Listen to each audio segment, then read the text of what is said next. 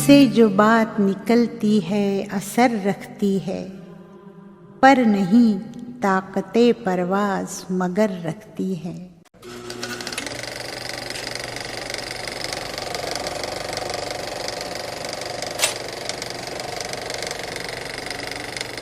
भिलाई के वरिष्ठ पत्रकार हैं, न सिर्फ वरिष्ठ पत्रकार हैं बल्कि भिलाई स्टील प्लांट प्रबंधन जो है प्लांट और उससे जमीनों और उनके जितने भी कार्य काज हैं उन पे जो काम काज हैं उन सारी चीज़ों पे गहरी समझ रखते हैं।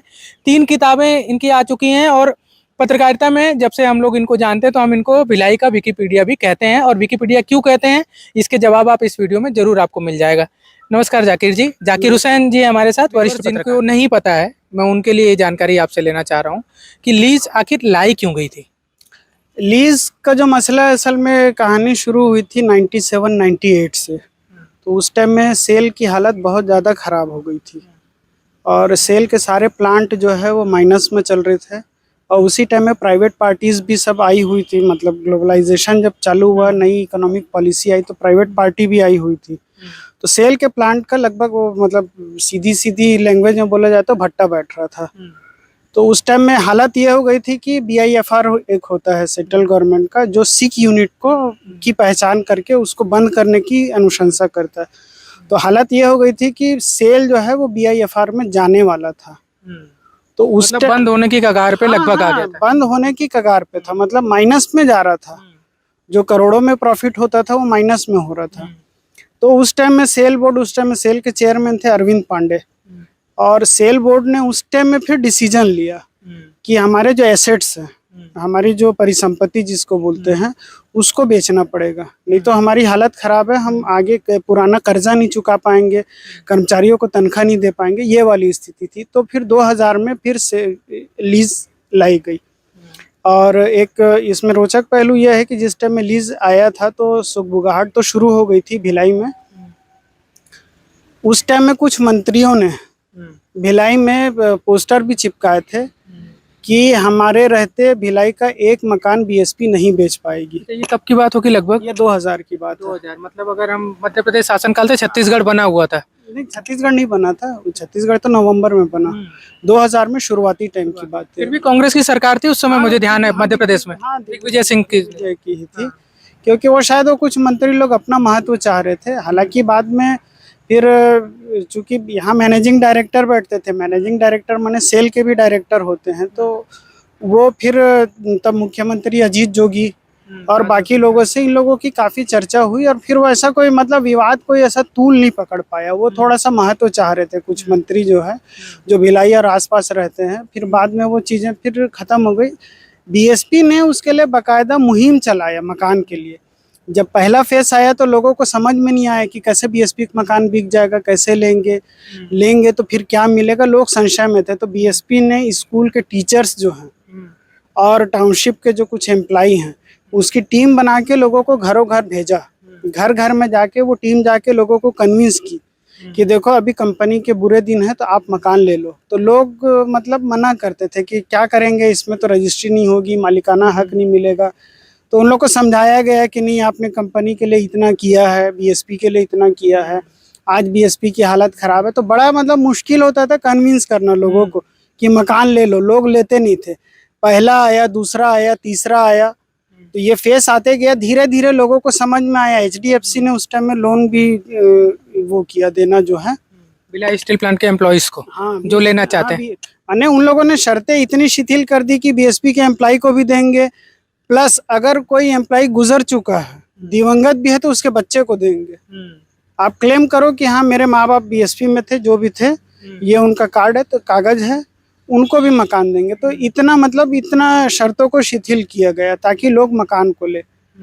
तो लोग धीरे धीरे जब समझने लगे तब तक के सेल मैनेजमेंट को समझ में आया कि शायद हम गलती कर रहे हैं अपने एसेट्स को बेचकर। थोड़ा मार्केट भी सुधरने लगा था, इंटरनेशनल मार्केट जो स्टील का है वो भी सुधरने लगा था। तो सेल ने अचानक से उसको बंद कर दिया 2003 में। तो तब से लीज के 6वें फेज को लेकर के लोग फिर सड़कों पे उतरने लगे। माने ये लीज का 6वां फेज एक ऐसा मुद्दा है कि जिस पे BSP ऑफिसर एसोसिएशन और सेल के एग्जीक्यूटिव फेडरेशन होती है सेफी, विधानसभा लोकसभा, ये सारे चुनाव लोग जीत चुके हैं। लीज का ऐसा मुद्दा है। अभी भी तो राजेंद्र परगनिया जी के नेतृत्व में हाउस लीज संघर्ष समिति कितने दिनों से काम कर रही है, लगातार हर संडे बैठक करते हैं। ये अलग एक मुद्दा है। अरविंद पांडे का जिक्र कर रहे थे आप, जब से एक किताब लेकर खड़े हुए हैं, इस किताब का इस पूरे मामले से कोई, मुझे ऐसा पक्का पता है कि कुछ ना कुछ इस पूरे जो अपन वीडियो बना रहे हैं, हम वीडियो बना रहे हैं, उससे इसका संबंध होगा, तभी आपके हाथ में ये किताब क्या है? असल में अरविंद पांडे जो हैं वो आईएएस ऑफिसर हैं, मतलब अब तो रिटायर हो चुके हैं। तो अरविंद पांडे एमपी कैडर के आईएएस ऑफिसर रहे हैं और 88-89 में वो सेल ज्वाइन किए थे। और ये जो किताब यहाँ बात करने की वजह यह है कि अभी जस्ट एलिफेंट डांस, हाँ, जस्ट अभी अरविंद पांडे जी ने ये किताब, उनकी अभी मार्केट में आई है। और आपका क्या इसमें, मैं आपका देख रहा था, हाँ, नाम बकायदा लिखा हुआ है आपका। तो ये मेरी तो खुशकिस्मती की, हाँ, जो मैंने अपने हाथ से दी है। मैं जो वीडियो के शुरू में जब जाकिर जी से बात करने से शुरुआत किया था कि ये विकिपीडिया है इस पूरे मामले के, भिलाई की जो भिलाई स्टील प्लांट से जुड़े मामले हैं, तो वो क्यों है, इस बात को भी मैं प्रूव कर रहा हूँ इस वीडियो में। तो ये तो हाँ। पांडे जी ने इसमें सेल का जो टर्न अराउंड हुआ था, वो पूरी कहानी सिर्फ पांडे जी ने अकेले नहीं लिखी है।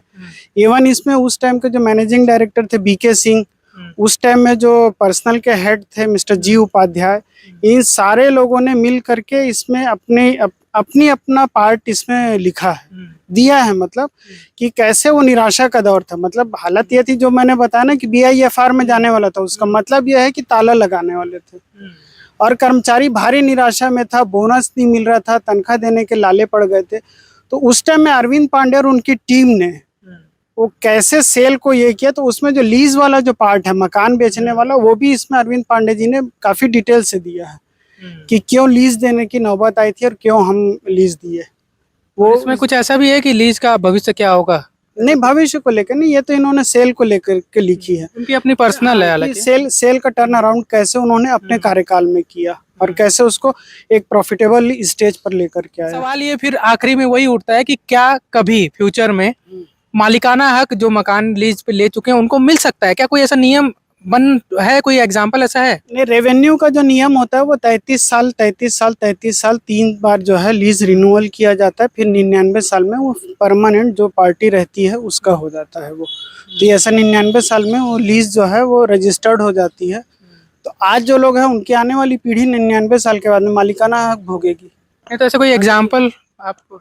नहीं, एग्जाम्पल ऐसे बहुत सारे एग्जाम्पल रहते हैं। जैसे बांग्लादेश की 3 बीघा जमीन थी, उसको भारत सरकार ने 99 साल कंप्लीट होने के बाद में वापस किया बांग्लादेश को, बांग्लादेश का मालिकाना हक हो गया उस पर।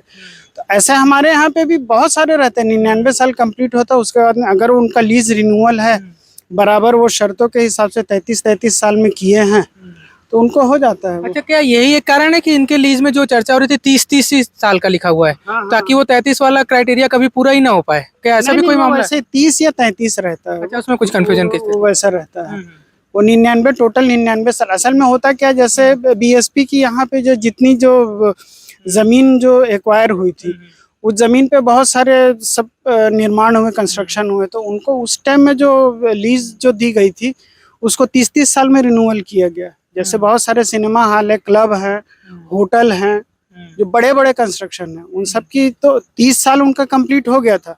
बहुत सारों का 30 साल जो है वो 94 में कंप्लीट हुआ, किसी का 2004 में कंप्लीट हुआ, लेकिन अभी तक के उनके लीज रिन्यूअल की प्रक्रिया चल रही है। तो वो लंबी प्रक्रिया चलती है, वो 20 साल 22 साल के बाद में जाके कहीं होती है। चलिए, तो कुल मिलाकर इस पूरे मामले में जो एक चर्चा चल रही है भिलाई में खासकर, पहला तो और एक चीज जो भिलाई के बाहर या छत्तीसगढ़ के बाहर के हमारे व्यूअर हैं, और जब भी हम बीएसपी बार बार कह रहे हैं तो बीएसपी का मतलब भिलाई स्टील प्लांट है,